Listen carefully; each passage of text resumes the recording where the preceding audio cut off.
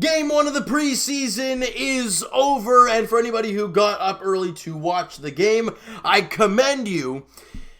And the Raptors, they come back from a 17-point deficit at some point in the game, and they win 134-129 over the Houston Rockets. Now, it is preseason. It doesn't mean anything. But as we talked about with hockey preseason, we've talked about in the preseason preview, what we look for in preseason games, in the 4 preseason games we're going to be seeing, is how do these younger players look, like guys like Siakam, Fred VanVleet, guys who are looking to continue to grow and take that next step. How do they look? And are there other guys that kind of surprise you, other guys you're looking at and saying, oh, I kind of like this player. All right, and we're going to get into that mix. First things first, it was not a good start for the Raptors as they were down by 4 at the end of first quarter. They gave up 44 points. It was a high-scoring first quarter, though, 44-40 after the first quarter. The second quarter was 41-33 in favor of the Houston Rockets, and if you guys want to do the math, that is minus, I think it's 12 at the break with the Raptors. Now, again, like I said, it's preseason. People are not going to play their entire starters the entire game. You saw Harden, Westbrook, Capella, Eric Gordon, and PJ Tucker not play the fourth quarter where the Raptors made that big comeback. But, in the time that they did, we're in there, and the Raptors, again, don't have Lowry, don't have Gasol. They weren't playing due to, Gasol was rest, and Lowry was with his thumb and rest as well. So they weren't playing at all. But, again, guys like Fred VanVleet, Pascal Siakam, you want to see these guys step up defensively against those big-name players. Now, it's only the first game of preseason, so it doesn't really mean a whole lot. Give him 129 points, you're not going to want to do that in the regular season. Problem, not really a problem, it's just not going to happen in the regular season because everything's going to be more structured, more composed. How many times are you going to see teams get 25 turnovers and 20 turnovers in a single game? You're just not going to see that. And that's what happened in this morning's basketball game. And so in the second half, in the third quarter, Raptors were +5. They're crawling back in. I think they were still down by like 7 or 8, or maybe it was 6. Anyways, they were down 12. They were +5. They were -7, I think it was, at the end of the third quarter. My math has never been my strong suit, so if I screwed that up, I apologize to you guys. But let's just say they're in and around there heading into the fourth quarter. And then they dominate the fourth quarter, +12. They only allowed 23 points in the fourth quarter. They scored 35, and they win 134-129. Now, like I said, preseason doesn't mean a whole lot. Like I said, their starting unit did not play the fourth quarter, but the Toronto Raptors starting core didn't play the fourth quarter either. So, no Fred VanVleet, no Siakam, no Ibaka, no Norman Powell, I don't think. Maybe OG. I don't think he played in the fourth quarter as well. It was all bench guys, and they got the job done. So, Rocket fans are saying, well, we didn't have our guys out there for the fourth quarter. Yeah, well, neither did we. So, there you go. All right, so let's just say that, and let's go through some statistics here. And offensively, for both teams, really, they were lighting up the guns, but for the Raptors specifically, I thought they had a really good game today. I mean, they shot 51% from the field, 38% from 3, 84% from the line, 32 for 38. They did a great job at the line. They almost doubled, or they had 19 plus rebounds. They were plus 19 in the glass, where the Raptors +3 in the offensive boards. They had 30 assists. They had 15 steals to the Rockets' 13 steals. They had more blocks, but when you have Clint Capella, it's just what's going to happen, right? He's just a block machine. And we talk about turnovers, 25 for the Raptors and 20 for the Houston Rockets. Now, who looked good? I mean, that's the thing you want to look at when it comes to preseason. Who looked good? Who impressed? Well, I thought Pascal did a great job. I think he's, again, taking that next step is what we're all waiting to see from Pascal Siakam. I thought he was great today. 24 points, 11 rebounds, and 4 assists on 7 of 16 shooting, 8 of 8 from the free throw line, and 2 of 6 from beyond the arc. He had a steal. He had a block. Yeah, he had 5 turnovers. But again, it's preseason. It's everyone trying to, work out and kind of get loose again and kind of go from there. That's really what preseason's all about. OG only had the 7 points in 21 minutes, but again, he shot 3 of 5, and he made the 1 3 that he took, and he had a steal.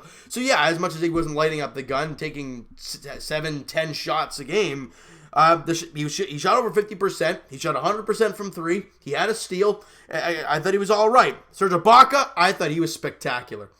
Serge last year kind of revitalized himself. I don't know where it came from. We were all talking the year prior, the year before, or the year, after DeMar DeRozan got moved, we talked, for Kawhi Leonard, we talked about how Ibaka was the next guy to go because of money issues and blah, blah, blah. Then he revitalized himself and had a great season last year. And he continued it in the first preseason game there in Japan today. 18 points, 5 rebounds, had an assist. He was 8 of 10 shooting, made the 1 3 he took. He was 1 of 2 from the line. He had a block. I thought Ibaka was fantastic today. Fred VanVleet, 16, 5 and 5 on 5 of 10 shooting, 2 of 6 from 3, 4 of 4 from the line, and had 3 steals. And Fred VanVleet made a couple of really tough shots too, so I think Fred VanVleet looked awesome today. Powell did a great job. He had 14, 5 and 9 shooting, 2 of 3 from 3, 2 of 2 from the line, and he's a guy, Norman Powell's a guy I'm looking to this year as a guy you need to step up. I mean, you just lost Danny Green. You don't really have much production at that shooting guard position right now. So to have Powell go in there and get 14 in only 17 minutes, I thought he did a great job. He did a fantastic job. And a guy that has caught my eye. If you guys follow the TO Sports Talk Twitter, if you haven't, follow down below, guys. The link is in the description for the TO Sports Talk Twitter. I tweeted out earlier today. It was after the game. I tweeted out to you guys, and I said something along the lines of this: Terrence Davis. I don't know. Other than the crazy dunk he had, and we'll get to that in a second. There's something about him. There's something about this kid that I really like to watch and really like to keep an eye on. He's 22 years old, out of Mississippi. He was an undrafted free agent. That sounds very familiar. Undrafted free agent that's caught some eyes. Name ring a bell, Fred VanVleet. Now, I'm not saying he's going to be Freddie, but again, Terrence Davis had 8 points, 5 boards, 5 assists in 19 minutes. He shot 3 of 11. Tough time there. 0 of 5 from 3. 2 of 2 from the line. But he had 3 steals in the game today. He was a plus 10 while he was on the floor. And he had that absolute monster poster that he threw some guy on. Ooh, it was pretty. I mean, look. I feel like Terrence Davis, to me, is going to be a great story, and I really, truly believe he's going to be a great player for the Toronto Raptors. Now, going off of 3-11 and 0-5 from 3, that ain't pretty, but it's just the feel I got when he was out there. He just looked right, and again, it could mean nothing. He could never be anything, but all I'm saying is to keep an eye on Terrence Davis Jr. I really like the looks of this kid. I think he's going to be something special, if not, so be it, but again, I'm excited to watch him play. And Chris Boucher, again, a guy that we need to see big steps from this year. You saw some, late fourth quarter, some good stuff from Chris Boucher last season. He can block some shots. You're pretty sure he can take some threes and dunk a basketball. But how is his basketball sense? How is his vision? How is he actually defensively instead of blocking? I'm not talking blocking shots, but a kind of defensive positioning on switches. How is Chris Boucher out there? That's the thing we're going to be learning this year with Chris Boucher. I thought he had a great game. He only played 18 minutes, but he had 12 points, 7 boards, a couple assists, 4 of 5 shooting, 4 of 5 from the free throw line, didn't take a 3, and blocked a shot. He was a plus 6 on the floor. I liked what I saw from Chris Boucher today.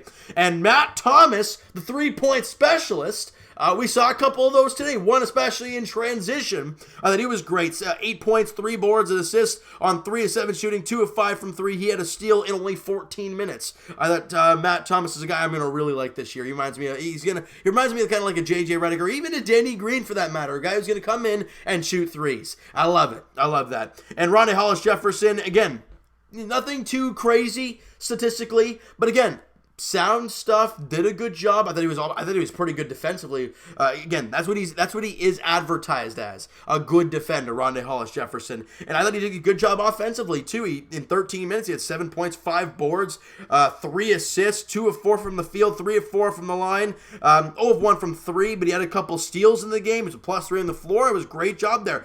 And then the combinations of Brissett, Cameron Payne, and Malcolm Miller, and even Stanley Johnson for that matter, they were all almost plus 10. Brissett was plus 12, Cameron Payne plus 12, Malcolm Miller plus 9, and Stanley Johnson plus 9. They did a great job when they were out there. They didn't, points-wise, Brissett had 6 on 1 of 4 shooting. Cameron Payne had 4 on 1 of 2 shooting. Malcolm Miller, we know this guy can shoot the 3, had 9 points, 3 of 4, and knocked 2 threes down. And Stanley Johnson, 1 point in the 7 minutes. He was 0 of 2 shooting. But again, they did a great job. And you know what? Look, we're going to hear all the garbage from, opposing fans saying, it's preseason, there's no Kawhi, blah, blah, blah, blah. You're going to hear all this non-Kawhi stuff. And we all know he's not here. So we're moving on from that. We enjoyed our season. We enjoyed this year immensely. But it's over now. It's 2020. Well, it's going to be the 2019-2020 season. It's a new year. For the most part, same team, but it's the same goal. Win an NBA championship. Now, is it going to be easy? No. It really is. We don't know where this team's going to end up. But to see the way they competed today, from the top of the lineup to the bottom of the lineup, it's kind of impressive. I know people are going to say about, how, well, Harden this, Harden that, blah, blah, blah, and, Eric Gordon did this, and Westbrook, and Ben McLemore, even though he shot terribly. The Raptors, as a team, put up a collective effort. Your starting guys got the points. Siakam with 24, Ibaka with 18, Van Vliet with 16, and Powell with 14. But then your guys right at the bottom, who had the least amount of minutes, were your most productive on the floor, which propelled this team to victory. So yeah, Harden and them weren't out there. But neither was our main guys. And the Raptors went out there, and they got a victory. Now, does it mean anything to us? Not really. It's nice to see a victory, and it's nice to see just about everybody on the team contribute, because that's what we're going to need for the Toronto Raptors this year. For them to succeed, for them to be great, everyone needs to chip in and do their part. So without Lowry today, Lowry's going to give you night in, night out. You know what Gasol's going to give you? He's going to give you around that 10, 15 point mark, but he's going to give you great defense on the inside. And you didn't have that today. And this team is just going to get better and better over time. We can't forget we have the most improved player.